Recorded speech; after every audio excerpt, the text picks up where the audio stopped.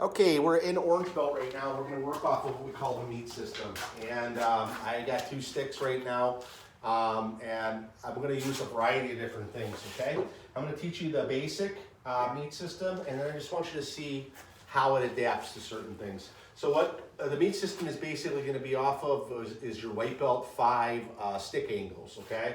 So you have angle number 1 that's coming in, okay? You have angle number 2 that's coming in, angle number 3 that's coming in, angle number 4, and you have angle number 5, which is just your thrust straight in, okay? And that's where our system's going to be off of, okay? So we're going to take this kind of slow, just kind of see what's going on here, okay?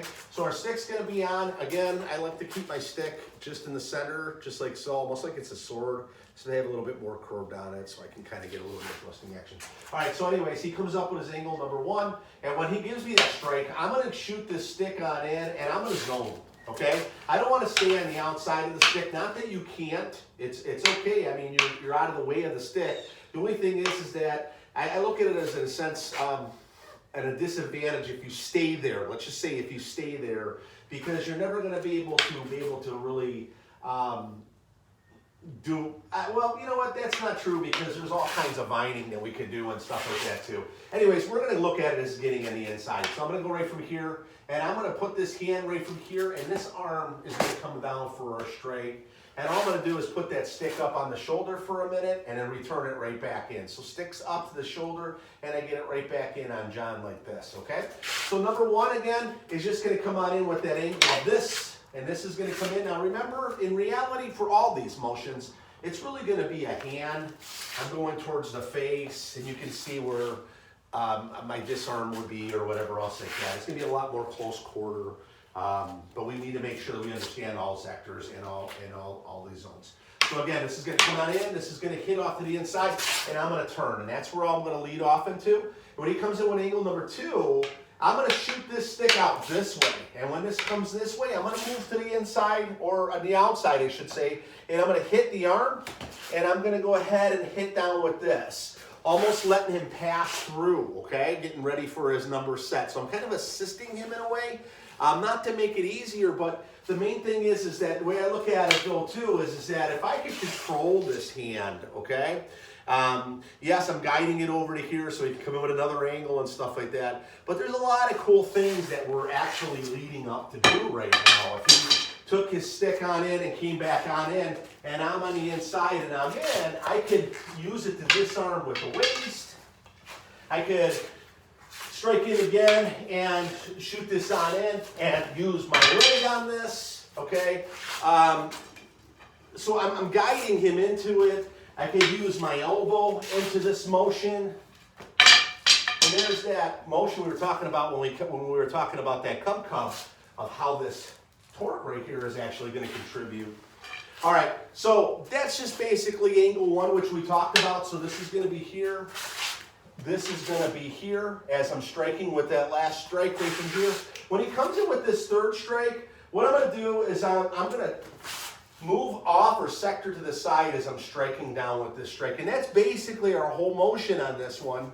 There's a lot of different ways that we could do this. When that strike comes low again on this one, is my strike could go right across the face right from here too, okay? As I'm coming in with this strike. When he comes in with his next one, angle 4, I'm going to hit to the back of the arm this way, and I'm going to check, okay? And this is called cruzada. We'll talk about the names of everything more later on. Striking pattern back on in. If he gives me number 5, all I'm going to do is zone out of the way, and I'm cupping the hand. I'm not smacking it to the side, but I'm cupping it upward. So when I hit down, I could disarm it, or what we call drop stick, right from there, okay? And that will basically end the 5 set. So if he goes through his motions, I got 1, 2, try it again, 1, 2, 3, and I'm in, and I'm here, come down with your other one, and I sector to the side, and I'm hitting up into this, and then I move, and I'm basically dropping it down. Now, one thing I want to show you real fast is if I take 2 sticks, go with me a little bit here, 1, 2, 3, you see how I'm kind of moving this set to the side, okay? And if you notice what I just did, guys, is this. Set number 1 into set number 2. Move back a little bit.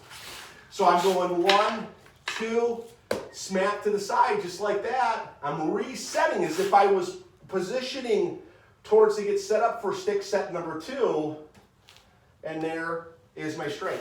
Now I could do the same thing with angle number or stick set number 4. Angle that comes in where I hit and I turn and I hit, and there's set number 4. But set 4 also could work against if somebody's coming on an outside. So even though that my stick originally in set 4 starts from here before it comes in, it doesn't necessarily have to strike. It could just position.